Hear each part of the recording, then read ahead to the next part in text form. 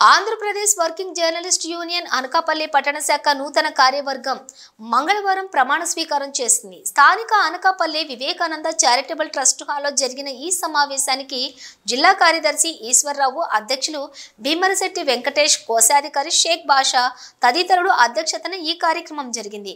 అనకాపల్లి పట్టణ శాఖ అధ్యక్షునిగా శశి, కార్యదర్శిగా పొలిమేర నాగా, గౌరవాధ్యక్షునిగా తిమ్మా పాత్రుని రమేష్, కోశాధికారిగా గంగాధర్, ఉపాధ్యక్షులుగా కాండ్రీగుల సతీష్ తో పాటు సురేష్, భోగలింగం పలువురు సభ్యులుగా ఇతర కార్యవర్గంతో ప్రమాణ స్వీకారం చేశారు.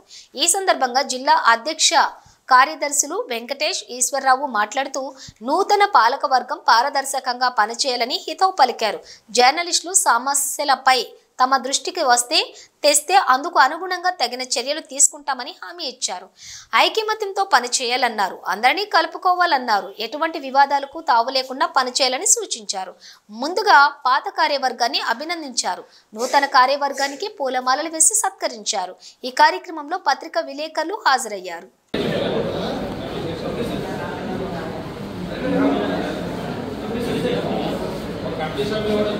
ఓన్లీ కార్యవర్గ సభ్యులు మాత్రమే అంటారు. ఓన్లీ గ్రూపులు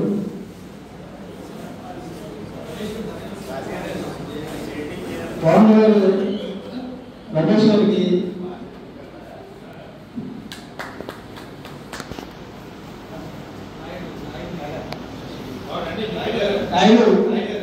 శశికి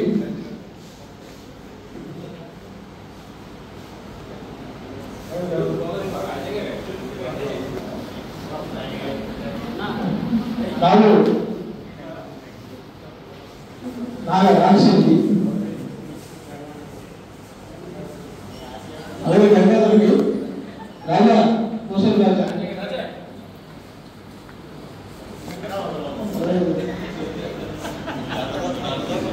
జోన్ షాఫీ గారు సతీష్కి,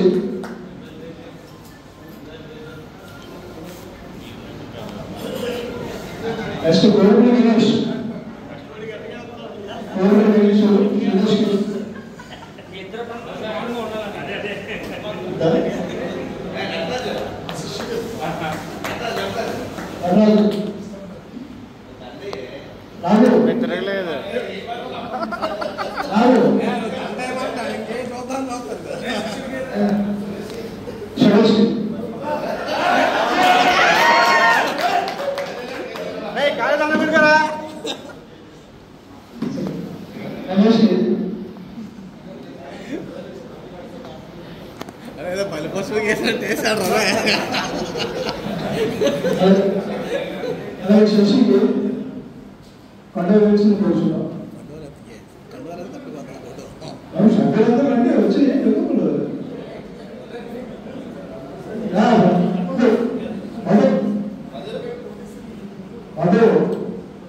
రామకృష్ణ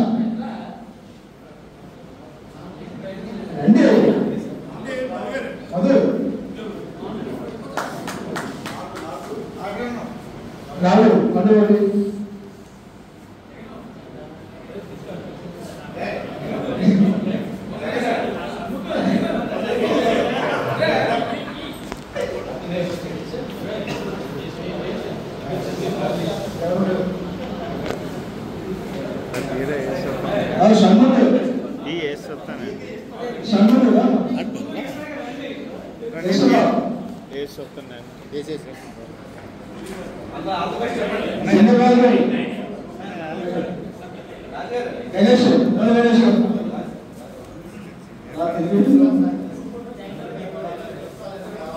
అక్షుభాయ్ వెళ్ళాలా అయిపోతున్నాయి.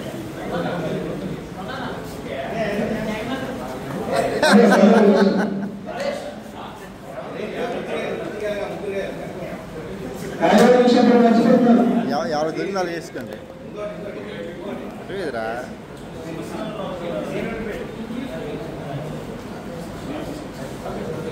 కొట్టాక నొక్కలరా. ఇది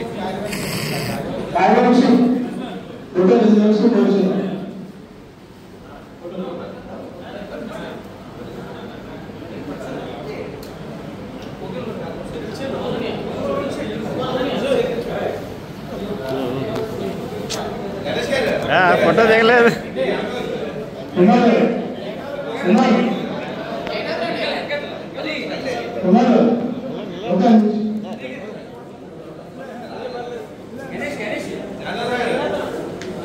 రే ఎలా తిరగరా రే ఫోటో దిగాలి కదా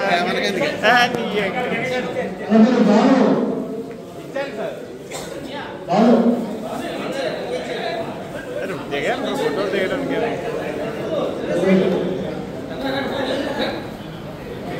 ఫోటో దిగలేదు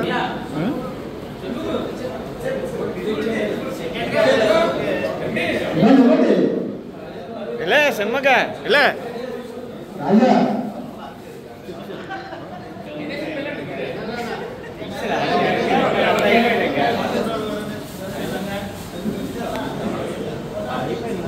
next group photo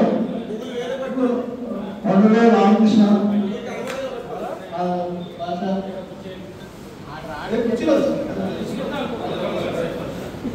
out of station అని చెప్పాలి రాయలు అవుట్ ఆఫ్ స్టేషన్